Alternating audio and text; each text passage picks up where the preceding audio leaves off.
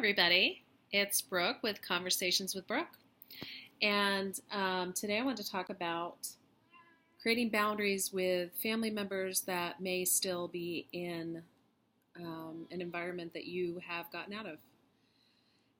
It can be incredibly difficult. I kind of wanted to talk about how you can address it, how you can create it, how you can figure out how to honor yourself. So, if you've grown up in a cult environment or if you've grown up in a religious environment that was damaging, it may be possible that you were the first one to get out. It may be possible that you're the only one who's actually going to get out. And it's very difficult to cut ties with friends and family if you begin to see things differently than the way that they see them. And it's also very painful. The first time that I left the group that I grew up in was when I was about 31. And what had happened is I decided, when I was 30, I started having some serious health issues, and I was having what I thought was panic attacks. I fainted at work, and I worked in a kitchen. Not an environment you want to drop to the ground.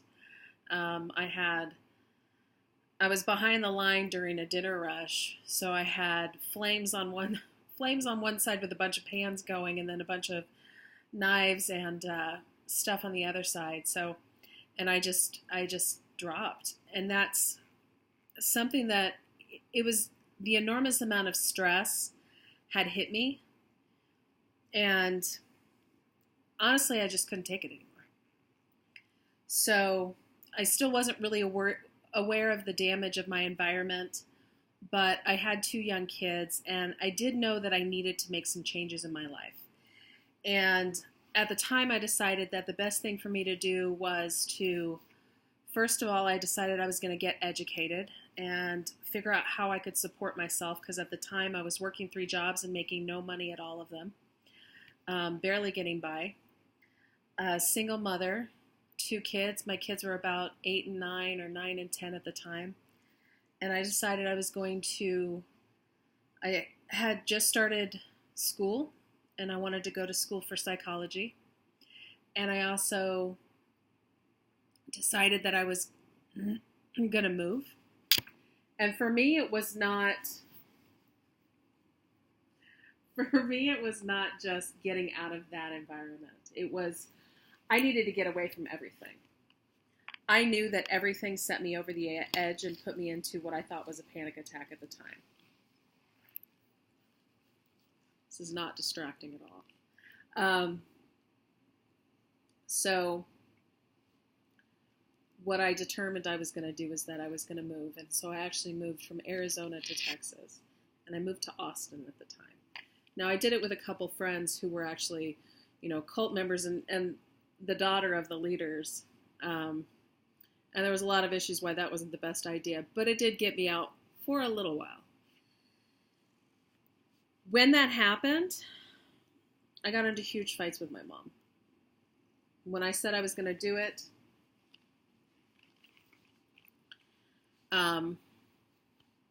me and my mom started just fighting. I've never had my mother be the way she was prior to me leaving at that time. My mother's never been mean like that, and she was so mean during that time. I tell her not to watch these videos. Hopefully she listens to me.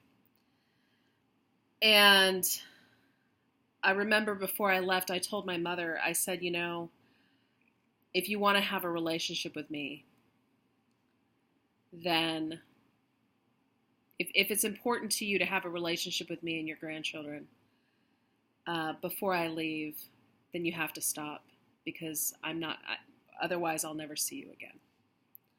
That was really hard for me, being attacked by my cat still. That was really painful for me. I didn't know what would come up from that. I knew that I couldn't stay where I was at because it had become a detriment to my physical health. I knew that everything that I was living in was causing all of my physical problems. And the fainting and the panic attacks and all that stuff ended up being a heart issue. And I actually needed heart surgery, and I got heart surgery before I left. It wasn't open heart surgery, but it was heart surgery. And I remember even thinking to myself at the time that my heart was literally broken and that I had to figure out how. All I knew is that I had to figure out how to make me and my kids a priority. And that was all that mattered to me. How I was going to support my kids and make their life better. And it was not specifically in response to the environment I was in, but it was in a lot of ways. I just knew that I was going to make a change for myself. So I decided, and everybody else took it, like, oh, well, this is good, she's doing stuff, or, I mean, there was not some big backlash about me leaving except for with my parents. And at the time, I didn't know if I'd ever come back. I did 2 years later because I was in an environment that I was alone and I really didn't have any support. The important thing is that you have to. What would have helped me at the time is if I had done things to work on myself. I was going to school, but I was still, and I was raising my kids, but I was doing it alone and I was still struggling. I should have found a place that I could have gotten more emotional support so that I could see what was the reality of my situation at the time, but I did not know how to do that. What I did learn how to do was how to create boundaries between me and my parents. And it happened again a few years later because when I was out finally and my parents were still, there was before my parents got out and then there's when my parents got out, but they still lived in the same village. So I'm not talking about city or town. It's literally a village. So we're talking about an area that's a lot of summer homes and probably has less than 200 lots. So they're in a very confined area. When that happened, when they finally left, they were still living in this area. And it was, again, I went to my parents and I was like, and I have siblings too, and there was a different process for all of us getting out. But I said to my parents, I was like, I love you guys, and you need to get out of this area. I mean, because they had people driving by their house all the time. And it was very volatile at that situation. By the time they were still there, lines had been drawn and communications had been cut. And there was a lot of tension. And I swear, like, you would drive in the area and you could just, whether it was the actual way that area feels or just so many negative memories for me, it was just like, I can't fucking be here ever again. And I told my parents, I was like, I love you guys. You guys need to move because you guys can celebrate all the holidays you want. I can't come here anymore. It brings up too many bad memories for me.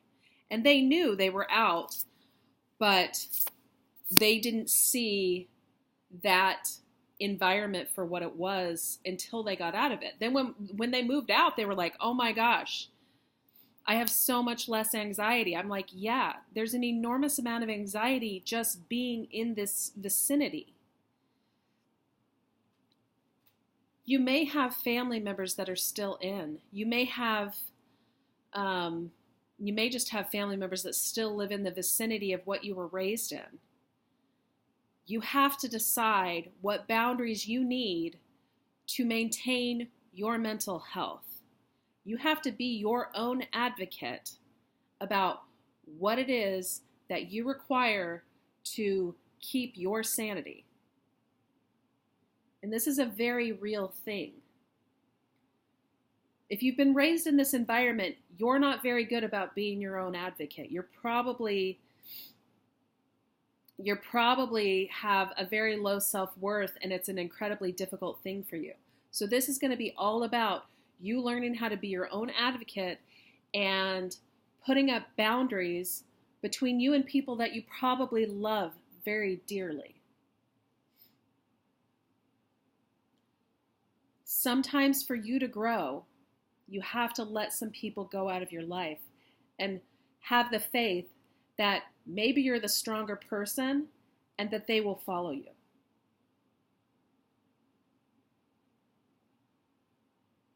But sometimes you just have to get yourself out of the water and stop drowning and hope that other people will follow you out of the water. And it's not always going to happen. There are people who leave cults all the time whose family members never come with them. You can't control what other people do. Sometimes you can only save yourself. You can't always bring other people with you. And that's a fucking shitty lesson, but it is the absolute truth. So, boundaries means determining what you need and letting other people decide what they need, and it comes together however it does, and sometimes it doesn't come together, and that's okay. And I can help you determine what you need and what kind of boundaries you want so that you can get yourself in a very whole position and so that you can honor yourself. Because at the end of the day, what's going to help you to heal is honoring where you are at. That's what's going to make you a better person. Not a better person, but that's what's going to make you feel like you're honoring yourself. And at this point, that's what you're going to need. You need to honor yourself. So, as always, if you want to get a blueprint, go to 100yearsofbliss.com or 100yearsofblissquiz.com. And I'd be happy to give you a free blueprint. I really look forward to connecting with you, and I hope you guys have a wonderful day. Bye-bye.